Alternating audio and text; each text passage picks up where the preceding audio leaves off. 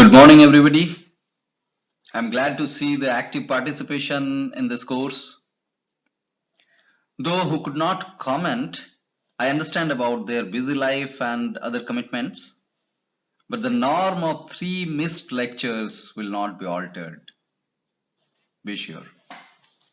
A small apology from my side. The recordings are not totally noise-free. You might hear dogs barking or sound of airplanes. As my office is not a soundproof one, please bear with this. I'll try and overlap those noise with my loud voice. Thank you. I love the engrossed analytical discussion in this group. The co-learning is really happening. Today, it's one of the most controversial topics that I have picked up. Germ theory versus soil theory. I shall be avoiding to go deep into the controversies. Rather, I shall try to stick to the rational analysis of the facts and correlate with the relevant theories.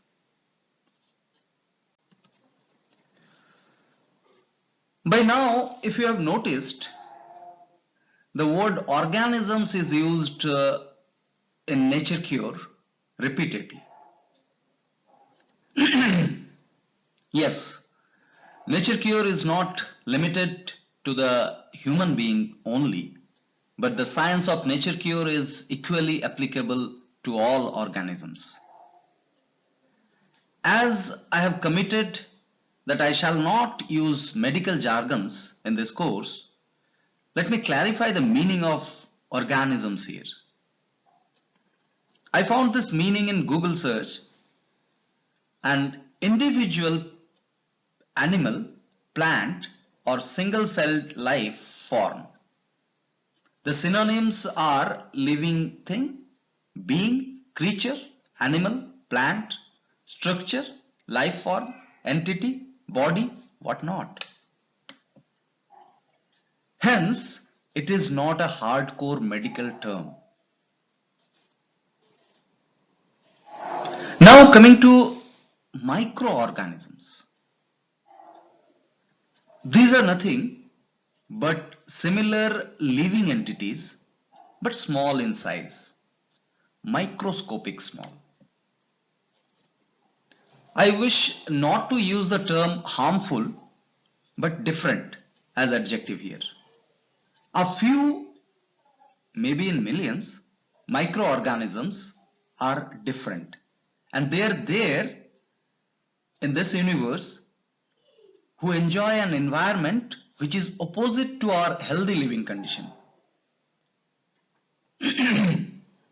These microorganisms like to live in an environment which is unhealthy for mankind. The diseased body is an ideal and welcoming environment for microorganisms to live and breed faster. Let's see how we perceived this matter in the past and how it was manipulated.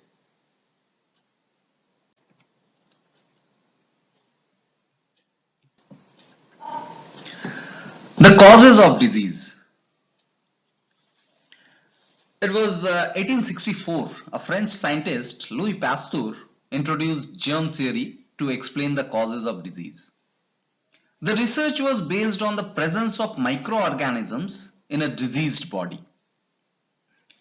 The germ theory concluded that the diseases are caused by some external harmful organisms called microorganisms or pathogens, which includes bacteria, virus, germs, etc. The world grabbed the theory with no time, and immediately industrialization of remedies against the attacks of those microorganisms started. Commercialization of germ theory slowly engulfed the human community.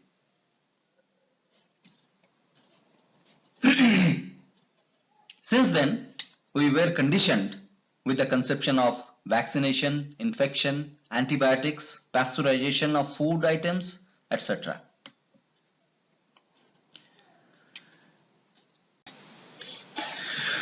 But the story of finding the actual causes of disease has not ended there. There was another scientist in the same country, France, Antonio Béchamp. Somewhere in 1880s, he introduced soil theory. There are claims that say Béchamp actually started his research on causes of disease much earlier, and the interim reports of his research was plagiarized and published on the name of germ theory. I do not want to go into that controversy, but wish to point out the possibility of a half-done and shallow research work on the name of germ theory. Now let's see what the soil theory explains about.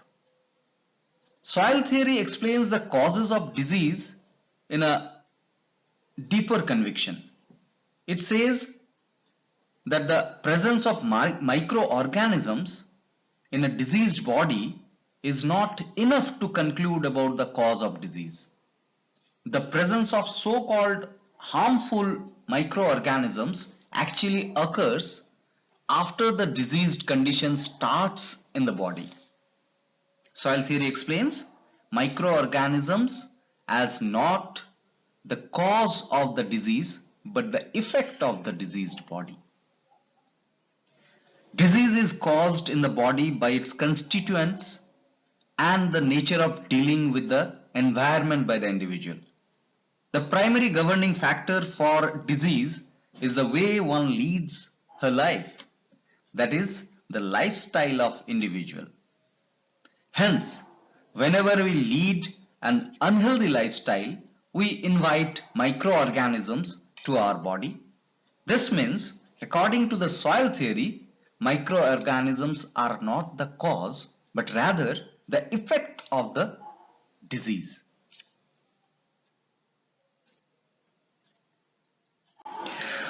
I personally don't like much text on any presentation, but in this particular slide, I am putting more than usual for giving you a visual reference.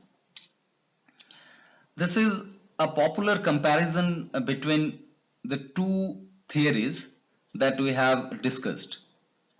The medical jargons are not there, but a rational analysis. So if you see, there are two columns, germ theory by Pasteur and soil theory by Béchamp. The number one, the first point. So the first point, disease arises from microorganisms which is outside of the body. That is conveyed by germ theory. But the soil theory says that disease arises from the cell of the body. Microorganisms are generally to be guarded against. So we need to be protected from microorganisms. That is said by the germ theory. That means germ theory says that microorganisms are negative entity in this universe. But the soil theory says intercellular microorganisms normally function to build and assist in the metabolic processes of the body. So these are not the negative entity. We use a lot of microorganisms in our day-to-day living and healthy living, by the way. The third point says the function of microorganisms is constant. This function of these organisms changes to assist in catabolic or in disintegration process of the host organisms when the organisms dies or is injured, which may be chemical as well as mechanical. So it means soil theory proposes a far more rational conception that the microorganisms are variables and it helps us to disintegrate and also helps us in the repairing process. So we'll unfold the repairing process further in this course. Coming to the fourth point, the shape and the color of microorganisms are constant. This is again a superstition of germ theory. Microorganisms change their shapes and colors to reflect the medium. According to the host organisms, they change their color and shape as well.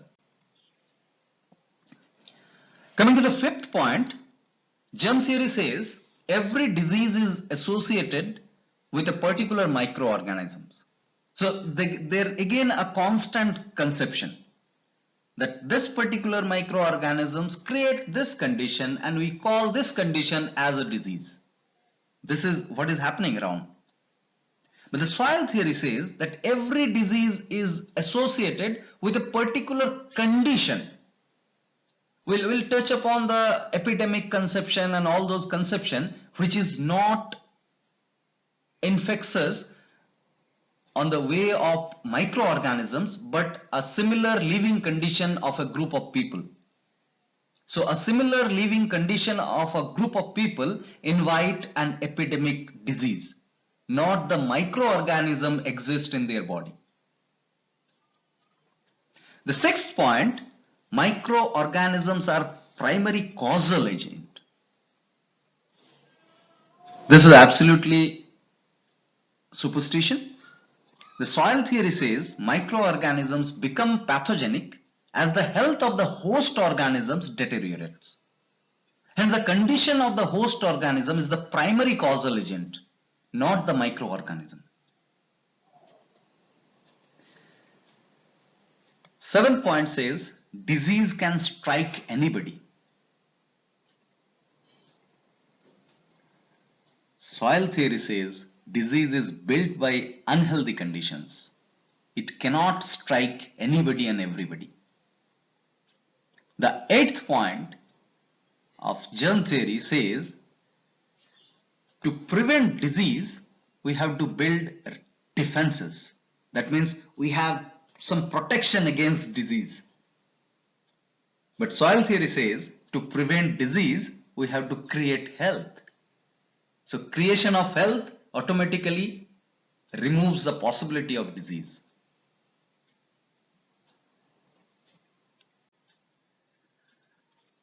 Before concluding today's lecture, I'll leave you with a few other rationales.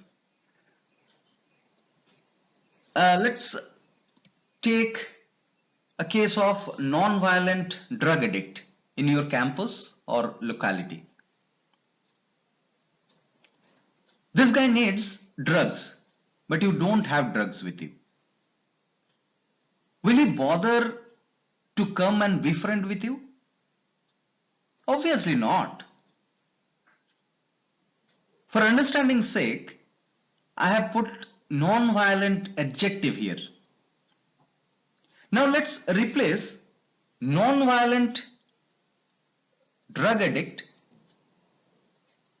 with microorganisms and the word locality with universe. Now so-called harmful microorganisms look for suitable condition to live and breed. They are not violent, neither competitive. They don't have intention to harm us. If we provide them suitable condition, we invite them. Now take another case of cockroach in your kitchen. Now tell me, how far can you continue with applying cockroach repellent in your kitchen? Unless you keep your kitchen clean, you cannot stop cockroach. If the food waste are not well managed, cockroaches will come for sure. And if those are well managed, you don't require superficial protection of poisonous repellents. Cockroach does not have any intention to harm you but need food and suitable living condition. By restricting cockroach with application of poison, we cannot guarantee cleanliness. Hope you got the correlation. I need not to ask you to replace some word with something else. Another superstition of this era is competition. Rather, the creation of competitive mentality. There is no competition exists actually. We all are unique and so is our thoughts and actions. How there can be competition between two or more unique existences? Competition is a created reality which causes fear and unwanted and useless need of protection. If we look within, we shall find how unique and protected we are by ourselves innately by birth. I shall leave you with a valid question on today's topic. So-called science has discovered a limited harmful pathogens. Now, what about the other undiscovered harmful pathogens? How are we protecting ourselves from them? The answer is our own vitality protects our homeostasis. Let's focus on strengthening that vitality. Thank you.